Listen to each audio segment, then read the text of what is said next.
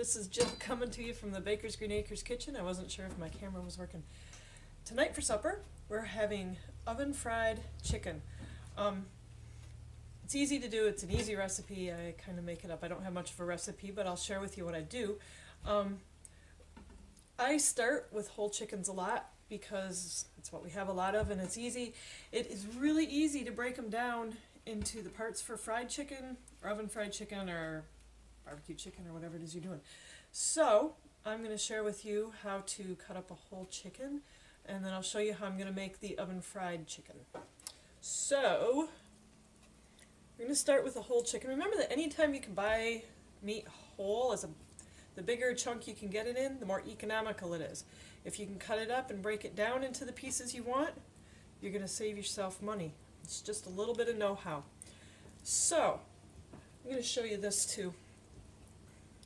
This chicken right here is a small one. It's this one was about 3 pounds. If you look in cookbooks, most of them will call this a Cornish hen. It's a small chicken. Usually they do it whole or halves. I'm still going to cut it up to fry it tonight. This one is what would be called a fryer chicken. Especially if you look in older cookbooks, anything under 4 pounds would be a fryer chicken, especially around about 3.5 pounds. This one's a little bit bigger than that, but that's still generally how it works. And then when you get over 4 pounds, that would be a roaster chicken. And generally, you'd roast that one whole, although that's also what I use for boneless, skinless chicken and breaking down into more off-the-bone cuts, just because there's more meat when you go to do it and take the bone out. So we're going to cut up these 2 smaller chickens today for our dinner tonight. Alright, whenever you're cutting meat, especially chickens, you want to look for valleys and seams. So the easiest place to start with a valley on this chicken is the wings. I'm going to take the wings off first so they're out of my way. So right here is the valley, right where it joins the body. And I have a brand new knife I want to show you tonight. I'm very happy. A sharp knife is worth the world. My friend Lori from Pampered Chef is loaning these to me to try out, and a sharp knife is wonderful. That is all. Alright, I'm going to go in the valley, go around. I'm pulling up a little bit so that gravity's helping separate that joint, put a little pressure on it, and I found it right off, right there. So I'm going to just keep right on going. Sometimes I have to go all the way around, especially on bigger chickens. But once you get in the valley and you find that bone, that joint, it's really easy. Same thing here. I'm going to start up by the neck a little bit and go around. I'm sorry, I can't zoom my camera in more. So I'm going in that valley. Again, I'm holding the wing up. Also means that my knife is going down. I'm less likely to cut myself. I'm going around. I got into that joint. And now I'm just going to separate the joint. Like so. And I'll probably fry these up or throw them in my soup stock. Alright, then I'm going to go to the leg. The valley I'm looking for is right here between the leg and the body. Again, I'm going to pull the leg, put a little bit of pressure on it away. My knife is going to be tilted in towards the body. And I got to tell you, a sharp knife makes this look really easy. So, if you don't have sharp knives, get somebody a sharpening stick or a stone or some new knives. Alright, what I did is cut down through the skin. Right here is the pelvic bone. Cut down along that so I was at the joint. Then what I did was pop it back. So I actually popped that joint out, and now I can get right through it. Paying attention to this little muscle on the back, which on this little chicken is really hard. It's right along the back there, and I cut up along the back so I can keep that off. So there's my leg and thigh. Now I'm going to do the other side. Okay, just cutting the skin because this was a frozen chicken, it's wanting to fall over on me. So I cut it. You saw I popped it away a little bit. Go down next to that pelvic bone. I'm going to cut, and I'm just going to tip it over to show you. Along that back, you can see how I've got my knife blade right along the spine there. So I get that muscle. Pop the joint out, and then I can cut right through. Okay, for this meal, I'm going to leave the back on this breast. So, I'm going to take this part of the back off. Sometimes I separate this and just leave it all on the leg, but I forgot today. So, we're having it off, and we'll just have a little bit of extra. Get a little ice out of there. Okay. I don't know how well I'll be able to show you this, but I'll explain it as I go.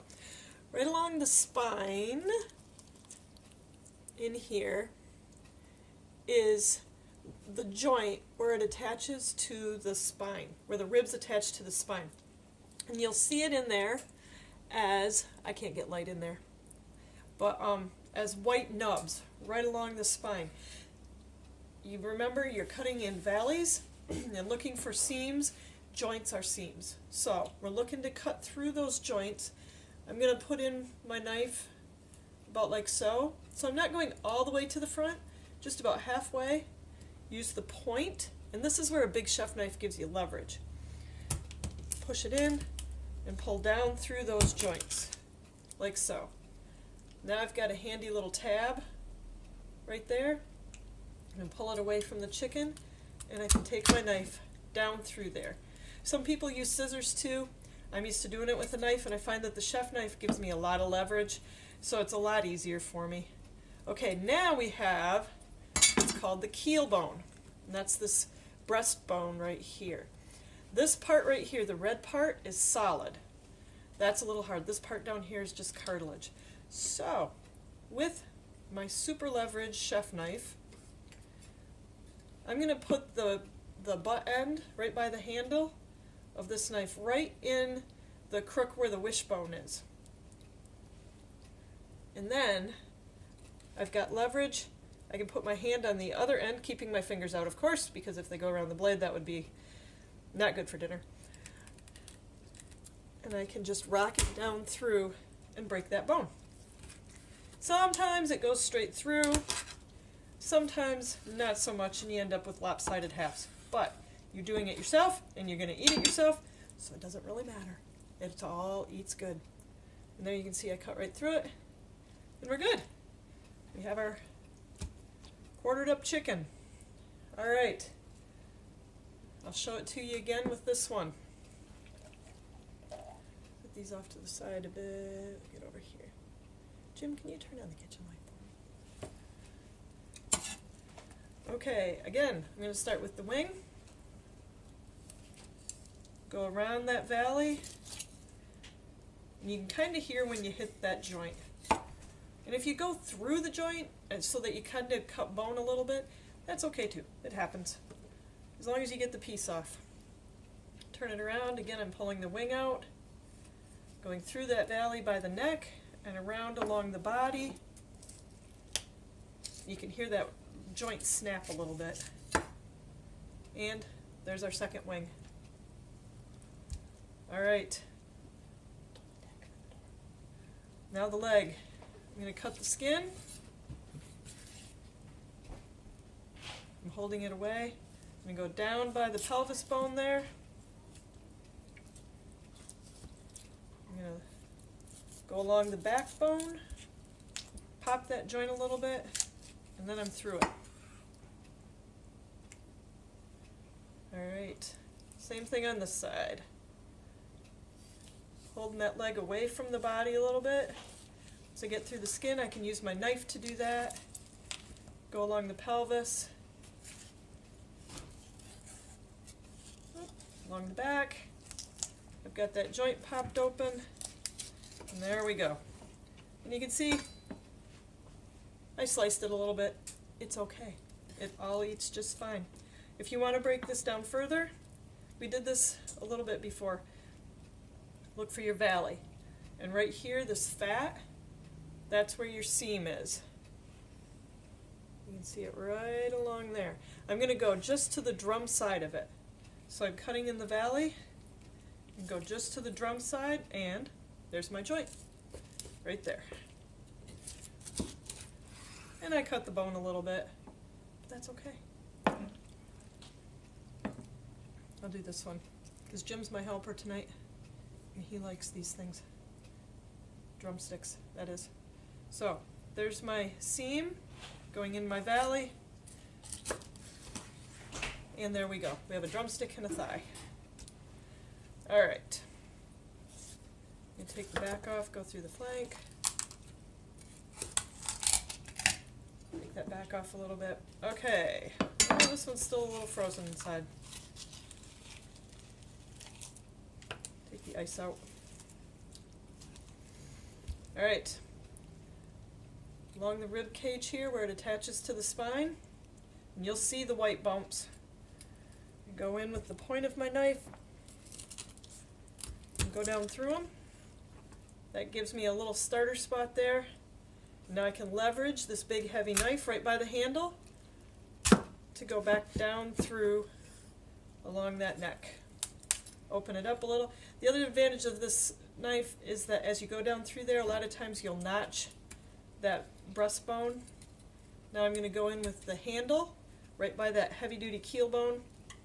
Hand over here, fingers out, and you can kind of rock it, put a little weight on it, and down you go through that bone. Slide it through a couple times. The long chef knife allows you to do it in nice smooth movements, so it stays nice and good looking, and it's easier. And there you go, there's your quarters. Alright, oven fried chicken. We got the chicken ready. I have a bag here that I made up.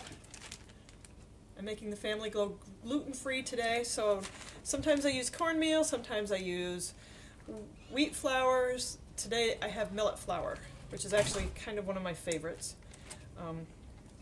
Because it's like corn, but if you have issues with corn, it's a little better. I added to it garlic, dried garlic, paprika, some salt. Again, I always use the mineral salt, whether you use the Himalayan pink. This is real salt, all natural sea salt. It's got all the color in it. As long as it's a colored salt, it's got the minerals and it's good for you yet. Okay, so I shook it all up in the bag before I started so that the herbs and the breading can kind of meld together. Now I'm going to just put the pieces into the bag. I'm going to leave the wings out for now.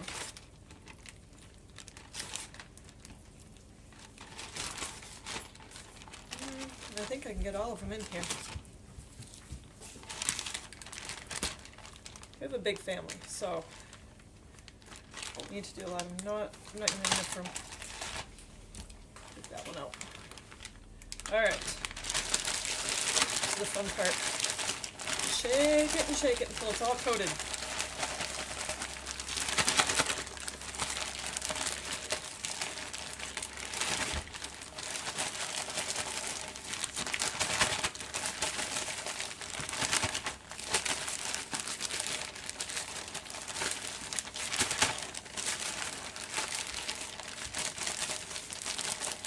Alright, that ought to about do it.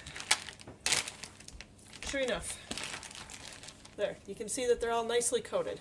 So, I'm going to let them set a minute so that the coating will stick to them a little bit better while I get my pan.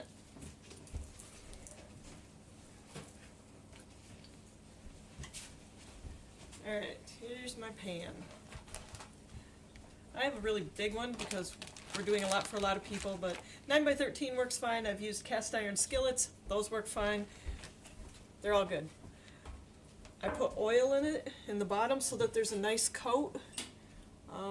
Let's see. Tonight I've got bacon fat because I have a lot of it and it's tasty.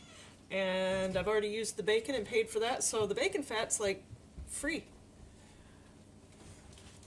Sometimes though, if I don't want to use lard or bacon fat, I want to stay away from pork, I'll use grapeseed oil or sesame oil.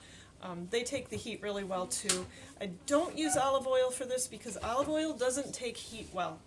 It breaks down as soon as you get it hot. It's a good salad oil, not so good for frying or oven baking. Okay, so I'm going to take the pieces out. I put them skin side down in the oil so that they get kind of greasy. That's what makes it stick, and that'll make them crispy too.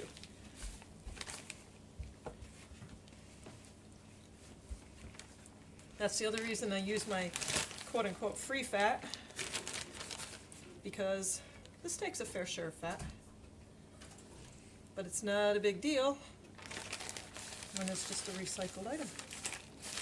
All right.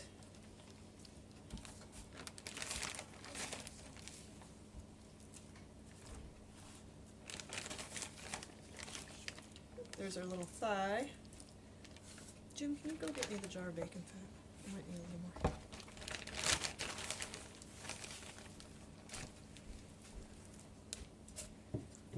I like to try and get all the skin covered because that is part of what makes it crispy and makes that skin taste good.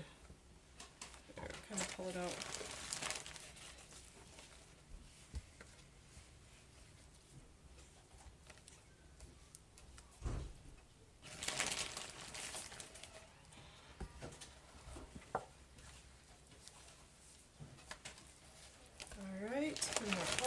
We're down to the bottom of the bag, so I'm going to shake these in here, and I'm going to do these wings a little bit as well. What I'm going to do with them is just take, some people like these wing tips, I'm going to take the tip off. I'll show you right there's my valley, and on this one, this joint, it's a little bit cockeyed, but you know what, I've had a lot of people cut right through it and it's not a big deal. So, a little bit angled, go right down through it. And I'll just show you this, I'm not going to do it with the rest of them, but if you wanted to make them all separate, so you had drummies and wings, you go down through this valley. And that's exactly how I do it. You just take them off at the end, and then flip it over.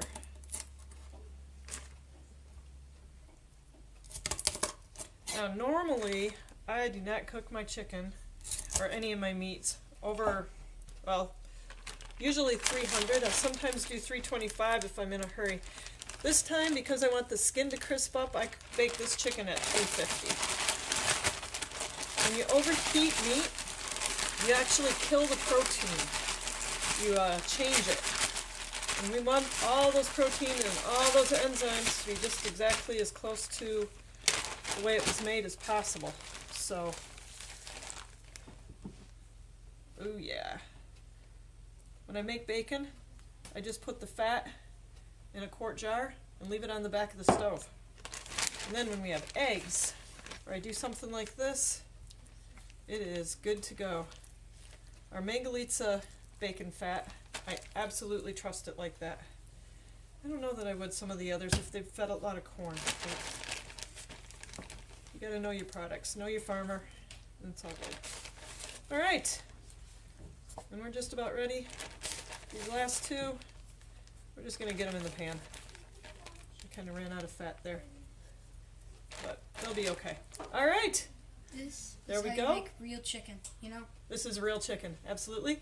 And we've started with whole chickens, and we're going to put these in the oven for about 30 minutes at 350 degrees, and we will have dinner. Oven-baked chicken. That's it. This is Jill from Baker's Green Acres Farmstead Kitchen.